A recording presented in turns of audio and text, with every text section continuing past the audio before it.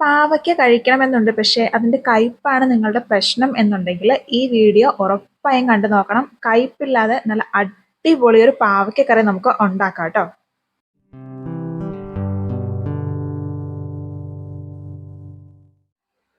Hi hello, എല്ലാ കൂട്ടുകാർക്കും പുതിയൊരു വീഡിയോയിലേക്ക് സ്വാഗതം. ഞാൻ ഇന്ന് 2 പാവയ്ക്കൊക്കെയായിട്ടാണ് വന്നേക്കുന്നത്. നമ്മുടെ വീട്ടിൽ തന്നെ ഉണ്ടായ പാവയ്ക്കാണ്. രാസവളങ്ങളൊന്നും ചേർക്കാതെ ഉണ്ടാക്കിയത് കൊണ്ട് ആള് കുറച്ച് കുഞ്ഞനാണ് കേട്ടോ. കാണാൻ കുറച്ച് ഗ്ലാമറും കുറവുണ്ട്, എന്നാലും കുഴപ്പമില്ല, നമുക്ക് അത്യാവശ്യം നല്ല സാധനം കഴിക്കാമല്ലോ.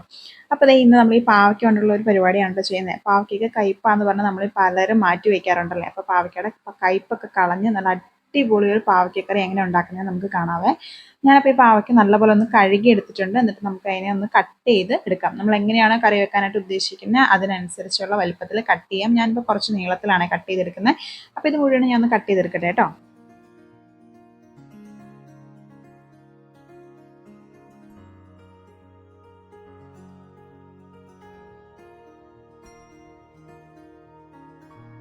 അപ്പോൾ നമ്മുടെ കട്ട് ചെയ്ത പാവയ്ക്കൊക്കെ ഞാൻ കറി വെക്കാനുള്ള പാകത്തിന് അരിഞ്ഞെടുക്കുന്നുണ്ട്. ഇനിയിപ്പോൾ തോരൻ കറിയൊക്കെയാണ് വെക്കുന്നതെന്നുണ്ടെങ്കിൽ നമുക്ക് ആ ഒരു സൈസിൽ അരിഞ്ഞെടുക്കാം. ഞാനിപ്പോൾ ഇങ്ങനെയാണ് അരിഞ്ഞെടുക്കുന്നത്, കാരണം ഞാൻ ചാറാണ് ഉണ്ടാക്കാനായിട്ട് പോകുന്നത്. അപ്പോൾ ഇത് നമുക്കിങ്ങനെ അരിഞ്ഞെടുക്കാം. എന്നിട്ട് വേണം നമുക്ക് ഇതിൻ്റെ കയ്പ്പൊക്കെ ഒന്ന് കളഞ്ഞെടുക്കാനായിട്ട് കേട്ടോ.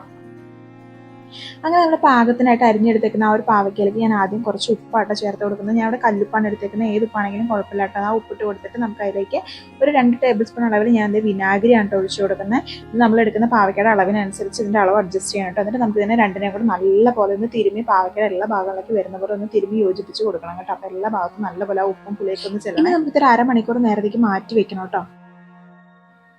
അപ്പോൾ ഈ ഒരു സമയത്ത് ഞാനൊരു ചെറിയ നെല്ലിക്കയുടെ വലിപ്പത്തിലുള്ള പുളി എടുത്തിട്ടുണ്ട് കേട്ടോ. ഇത് നല്ല പുളിയാണ്, ഇതിന് നല്ലപോലെ ഫ്ലേവർ ഉണ്ട്. അതുകൊണ്ടാണ് ഞാൻ ഇത്രയും ചെറുതായിട്ട് എടുത്തേക്കുന്നത്. നിങ്ങളുടെ കയ്യിലുള്ള പുളി എത്രത്തോളം നല്ലതാണോ അതിനനുസരിച്ച് അതിൻ്റെ അളവ് അഡ്ജസ്റ്റ് ചെയ്യണം കേട്ടോ. ഇനിയിപ്പോൾ അത്രയും പുളി ഇല്ലാത്തതാണെന്നുണ്ടെങ്കിൽ കുറച്ചും കൂടി വലുതെടുക്കുക. അപ്പോൾ അതിനകത്തേക്ക് കുറച്ച് വെള്ളം ഒഴിച്ചു കൊടുത്തിട്ട് നമുക്ക് ഇതിനെ ഒന്ന് ഇതിനകത്ത് അലിയിച്ച് വയ്ക്കാം. അപ്പോൾ നമുക്ക് കറി വയ്ക്കുന്ന സമയത്തേക്ക് പെട്ടെന്ന് തന്നെ അത് ചേർത്ത് കൊടുക്കാനായിട്ട് പറ്റും കേട്ടോ. അപ്പോൾ ഞാൻ പുളി ഒന്ന് നല്ലപോലെ ഒന്ന് പിഴിഞ്ഞെടുക്കുന്നുണ്ട്. അപ്പോൾ ഇത് നമ്മൾ നേരത്തെ ഉപ്പൊക്കെ തിരുമ്പി മാറ്റി വെച്ചിരുന്ന ആ ഒരു പാവയ്ക്കാണ് കേട്ടോ. ഇതിപ്പോൾ അരമണിക്കൂറിന് കുറച്ചും കൂടി സമയമായിട്ടുണ്ട്. അപ്പോഴത്തേക്കും നല്ലപോലെ വാടി വന്നിട്ടുണ്ട്. ഞാൻ പിന്നെ ഇടയ്ക്കൊന്ന് ഇളക്കിയിട്ട് കൊടുത്തായിരുന്നു എല്ലാ ഭാഗത്തേക്കും ആ ഒരു ഉപ്പും പുളിയൊക്കെ ചെല്ലാനായിട്ട് കേട്ടോ. അപ്പോൾ നമുക്ക് ഇതിനെ നല്ലപോലെ ഒന്ന് കഴുകിയെടുക്കണം. അതിനകത്ത് ആ ഒരു ഉപ്പും കയ്പ്പൊക്കെ ചേർന്നിട്ടുള്ള ആ ഒരു വെള്ളമാണ് കേട്ടോ. നമുക്ക് ഊറ്റിക്കളഞ്ഞിട്ട് നന്നായിട്ടൊന്ന് കഴുകിയെടുക്കാവേ. അപ്പോൾ നമ്മുടെ പാവയ്ക്ക് ഞാൻ ഇവിടെ 2-3 പ്രാവശ്യം നല്ലപോലെ കഴുകി എടുത്തിട്ടുണ്ട്. 2-3 വട്ടം എന്തായാലും കഴുകണം, എന്നാലേ അതിനകത്ത് ആ ഒരു കയ്പ്പും പുളിയൊക്കെ പോകത്തുള്ളൂ. എന്നിട്ട് നമുക്ക് അതിനകത്തേക്ക് ചെറിയൊരു സവാള അരിഞ്ഞതും കൂടി ഇട്ട് കൊടുക്കുകയാണ് കേട്ടോ. നമ്മൾ കുറച്ച് എടുത്തേക്കുന്നതുകൊണ്ടാണ് ചെറിയ സവാള എടുത്തേക്കുന്നത്. അപ്പോൾ നമുക്ക് ചെറിയൊരു സവാളയും കൂടെ അരിഞ്ഞിട്ട് കൊടുക്കാം. എന്നിട്ട് നമുക്ക് ഇതിനെ നേരെ വേവിച്ചെടുക്കാം കേട്ടോ. ഞാൻ ഒരു ചെറിയ ചട്ടി അടുപ്പത്തേക്ക് വെച്ച് കൊടുത്തിട്ടുണ്ട്. ഇനി നമുക്ക് അതിനകത്തേക്ക് നമ്മുടെ ഈ ഒരു പാവയ്ക്കും സവാള എല്ലാം കൂടെ ചേർത്ത് കൊടുക്കാം കേട്ടോ. നമ്മൾ ഓൾറെഡി ഉപ്പും വിനാഗിരിയൊക്കെ തിരുമ്മി വെക്കുമ്പോൾ തന്നെ നമ്മുടെ പാവയ്ക്കയുടെ കയ്പ്പ് നല്ലപോലെ കുറഞ്ഞിട്ടുണ്ടാവും കേട്ടോ. ഇനി നമുക്ക് അതിൻ്റെ കയ്പ്പ് ഒന്നും കൂടി മാറ്റിയെടുക്കാൻ വേണ്ടിയിട്ടാണ് നമ്മൾ ഇതിനകത്തേക്ക് പുളി ചേർത്ത് കറി വയ്ക്കുന്നത് കേട്ടോ. അപ്പോൾ നമുക്ക് നേരത്തെ പുളി കലക്കി വെച്ചിരുന്ന ആ ഒരു വെള്ളം നമുക്ക് ഇതിലേക്ക് ചേർത്ത് കൊടുക്കാം. ആ വെള്ളം ഒഴിച്ചു കൊടുത്തതിന് ശേഷം നമുക്ക് ഇതിനകത്തേക്ക് ഈ ഒരു പാവയ്ക്ക വെന്ത് കിട്ടാൻ ആവശ്യത്തിനുള്ള വെള്ളം ഒഴിച്ചു കൊടുക്കട്ടെ. ഞാനിപ്പോൾ 1 കപ്പ് വെള്ളം ഒഴിച്ചു കൊടുക്കുന്നുണ്ട്. നമുക്ക് എന്നിട്ട് അതിനകത്തേക്ക് കുറച്ച് ഉപ്പും അതുപോലെ തന്നെ കുറച്ച് മഞ്ഞൾപ്പൊടിയും കൂടെ ചേർത്ത് കൊടുത്തതിന് ശേഷം അതിനെ ജസ്റ്റ് ഒന്ന് ഇളക്കിയിട്ട് കൊടുത്തിട്ട് അടച്ചു വെച്ച് നല്ലപോലെ ഒന്ന് വേവിച്ചെടുക്കാം കേട്ടോ.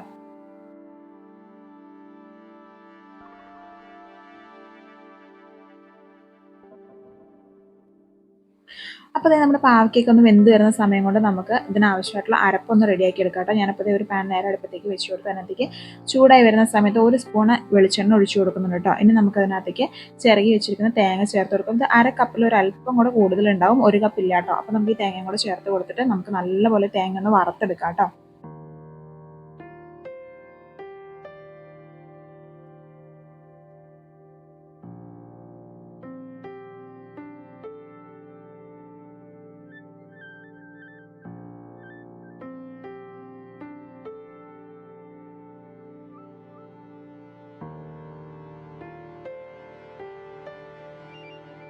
അപ്പോൾ നമ്മുടെ തേങ്ങയൊക്കെ മൂത്തത് നല്ല പാകമായിട്ട് വന്നിട്ടുണ്ട്. അതിൻ്റെ കളറൊക്കെ നന്നായിട്ട് മാറി വന്നിട്ടുണ്ട്. ഈ സമയത്ത് നമുക്ക് അതിനകത്തേക്ക് 1 ടേബിൾ സ്പൂൺ അളവിൽ മല്ലിപ്പൊടിയും നമ്മുടെ എരിവിനനുസരിച്ചുള്ള മുളക് പൊടിയും ചേർത്ത് കൊടുക്കുക. നമ്മൾ ഒരുപാട് എരിവുള്ളൊരു കറി അല്ലാട്ടത്. അപ്പോൾ നമുക്ക് കുറച്ച് മുളക് പൊടി ഞാനിവിടെ ഒരു 1/2 സ്പൂൺ ചേർത്തിട്ടുള്ളൂ കേട്ടോ. അതിന് നമുക്കിത് നല്ലപോലെ ആ പൊടിയും കൂടി ഒന്ന് മൂപ്പിച്ചെടുക്കാവേ.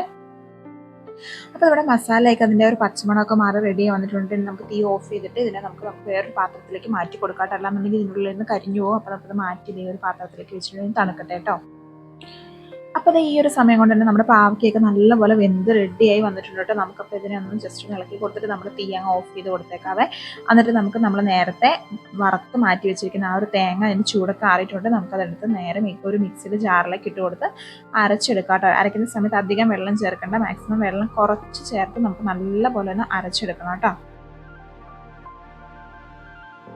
അപ്പോൾ നമ്മുടെ വറുത്ത തേങ്ങയൊക്കെ നമ്മൾ നല്ലപോലെ അരച്ചെടുത്തിട്ടുണ്ട്. നന്നായിട്ട് നമുക്ക് അരഞ്ഞ് കിട്ടിയിട്ടുണ്ട്. ഇനി നമുക്കിതിനെ നേരെ നമ്മുടെ വേവിച്ച് വെച്ചിരിക്കുന്ന ആ ഒരു പാവയ്ക്കകത്തോട്ട് ചേർത്ത് കൊടുക്കാം കേട്ടോ. അപ്പോൾ നമ്മൾ ആ അരപ്പ് പാവയ്ക്കലോട്ട് ഇട്ട് കൊടുത്തതിന് ശേഷം നമ്മുടെ ആ മിക്സിയുടെ ജാറിലേക്കും കൂടെ ഒരല്പം വെള്ളം ഒഴിച്ചിട്ട് അതും കൂടെ നമ്മൾ ഇതിനകത്തേക്ക് ഒഴിച്ചു കൊടുക്കുന്നുണ്ട്. നമ്മളിത് അധികം ചാറായിട്ട് എടുക്കുന്നില്ല, കുറച്ച് തിക്കായിട്ടാണ് എടുക്കുന്നത്. അതുകൊണ്ട് അധികം വെള്ളം ചേർക്കുന്നില്ല കേട്ടോ. അപ്പോൾ നമ്മൾ കുറച്ച് വെള്ളം മാത്രമാണ് ഒഴിച്ചു കൊടുക്കുന്നത്. എന്നിട്ട് നല്ലപോലെ ഒന്ന് ഇളക്കി കൊടുക്കുക. ഈ ഒരു സമയത്ത് നമുക്ക് ഇതിന് ഉപ്പ് പാകത്തിനല്ലാന്നുണ്ടെങ്കിൽ നമുക്ക് ഉപ്പും ചേർത്ത് കൊടുക്കാം കേട്ടോ. എന്നിട്ട് നമുക്ക് ഇതിനെ ജസ്റ്റ് ഒന്ന് തിളപ്പിച്ച് കൊടുക്കാം. ഒരുപാട് നേരം വെക്കേണ്ട, കാരണം എല്ലാം നമ്മൾ വേവിച്ച് പാകാക്കിയേക്കുന്നതാണ്. അപ്പോൾ നമുക്ക് ജസ്റ്റ് ഒന്ന് തിളപ്പിച്ചെടുത്താൽ മാത്രം മതിയിട്ട്. അപ്പോൾ നമുക്കിന്ന് ജസ്റ്റ് ഒന്ന് തിളപ്പിച്ചെടുത്തിട്ട് ഫ്ലെയിം ഓഫ് ചെയ്ത് കൊടുക്കാവേ.